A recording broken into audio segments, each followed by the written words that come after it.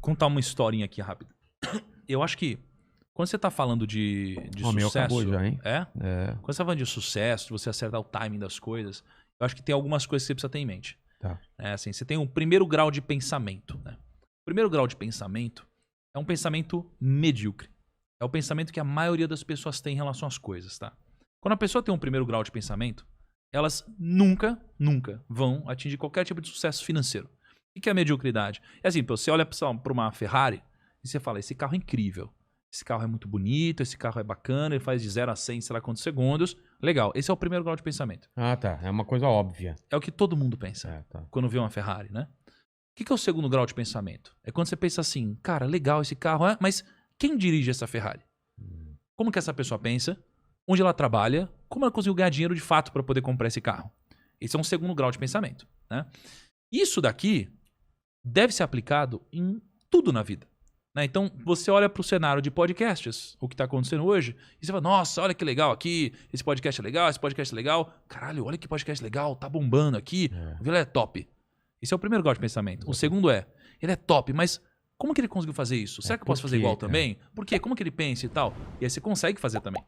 Então, isso daqui é o que eu sempre tento aplicar na minha vida. Engenharia reversa, talvez? Eu acho que seria uma evolução de um pensamento, né? Então, é sempre você pensar num segundo nível de pensamento. Na bolsa foi assim.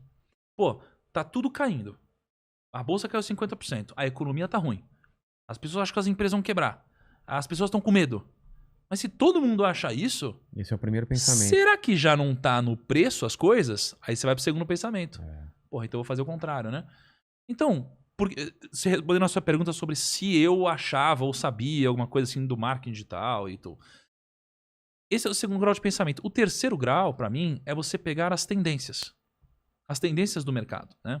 Então, por exemplo, eu comecei a surfar uma tendência que é a tendência do mercado financeiro, a tendência da educação financeira no Brasil. Sim. A gente tem hoje 3,6 milhões, mais ou menos, de investidores na Bolsa. Só que quando eu comecei, a gente tinha 300 mil pessoas investindo na Bolsa. E eu acredito que a gente vai ter 100 milhões de pessoas investindo na Bolsa em algum momento. É uma tendência que é difícil segurar. É quando você pega uma avalanche, você está embaixo dela, você tenta segurar ela. Não dá para segurar, né? Então, quando você fala do marketing digital, não dá para segurar o marketing digital. Você falou do Mercado Livre, tá todo mundo indo para isso, inclusive grandes empresas. Então, eu me posicionei no marketing digital. Eu não sabia que iria vir uma pandemia, alguma coisa assim. Mas quando apareceu, eu estava preparado para surfar essa onda melhor que os outros. Já colocou o pé lá porque sabia que... Exatamente. Então, assim, se você se posicionar nas tendências antes dos outros, você tem benefício. E o problema é, a tendência, ela serve para você se preparar para ela. Exatamente. E, aliás, você deve se preparar para a tendência e não para o que acontece hoje. Então, isso é um grande erro. As tendências no Brasil hoje, elas são quase todas ligadas à tecnologia e trabalhos que vão envolver pensamentos, né? E as pessoas hoje se preparam para coisas que não vão existir lá na frente. Então elas estão se preparando para coisas que não fazem nenhum sentido, ao invés de se preparar para as tendências, que foi um pouco do que eu fiz com o marketing digital. E aí eu pude surfar antes dos outros, né? Pra falar em surfar, eu costumo usar um exemplo aqui, porque o pessoal Você fala... pôs pra mim? Pôs. Quer colocar mais?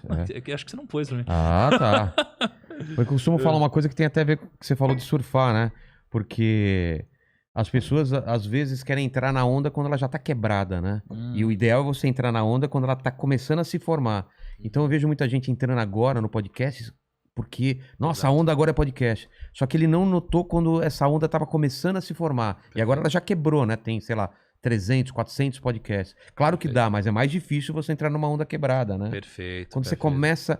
E o stand-up também eu percebi isso, assim. Quando aquela onda tava começando a se formar e a galera entrou, é sempre mais fácil do que quando já tá quebrado e tá todo mundo tentando surfar, né? Cara, e olha que legal. Assim, pensa a câmera digital. Certo. Né?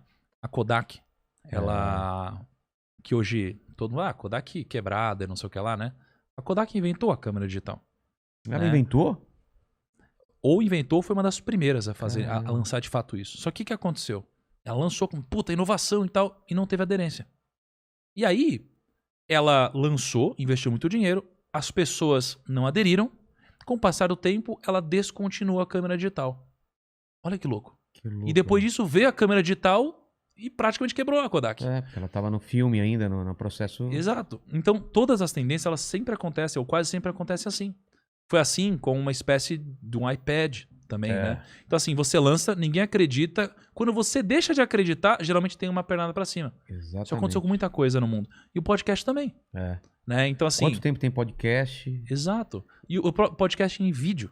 Você já tinha gente fazendo em vídeo, aí todo mundo falou, não, nada a ver, podcast é áudio. Aí de repente, aí começou a bombar. E se você olha para os Estados Unidos, o Joe Rogan já estava bombando, quer dizer, a tendência é que uma coisa que acontece lá também aconteça aqui. Então, se você vê que lá esse movimento tá acontecendo, talvez aqui aconteça. Perfeito, cara. E assim, uma das melhores formas de você fazer negócios bem-sucedidos é você olhar para fora. Né? Então, por exemplo, a XP Investimentos, ela é uma das maiores corretoras do Brasil, né? Ela tem um momento que ela começou a crescer muito. E foi quando ela fez uma coisa muito simples, cara. Ela olhou pra fora, tinha um player lá fora chamado Charles Schwab, que é a mesma coisa que a XP aqui. E eles fizeram um esquema que eles abriram a plataforma deles para poder investir em vários lugares pela Charles Schwab. E a XP olhou e falou, peraí, por que eu não faço isso também? Aí ela criou o conceito de shopping center financeiro, fez isso. E ela explodiu e virou a XP. Então, uma forma muito simples de você crescer é você olhar o que está dando certo lá fora, ainda não deu certo aqui e você faz isso. E você quer um exemplo inverso? Finanças. Os nossos canais de finanças aqui são os maiores do mundo. Ah, é? Do mundo. Nenhum lugar. Só não sei em relação à China, não consigo acompanhar lá. Lá é um universo totalmente diferente. Exato. Mas tirando a China, é o maior. São os maiores. E aí, lá, você tem canais de finanças agora que estão crescendo muito. Não são maiores do que os nossos no Brasil ainda. Mas estão fazendo exatamente o que a gente faz aqui. Eles estão olhando pra cá, pra ver o que deu certo. Olhando ou não, tá igual. Ou seja, porra, é só você olhar porque tá dando certo em algum outro lugar e trazer pra cá. Por isso que você ser um cara que consome conteúdo, que é antenado em outras línguas, te dá vantagem competitiva.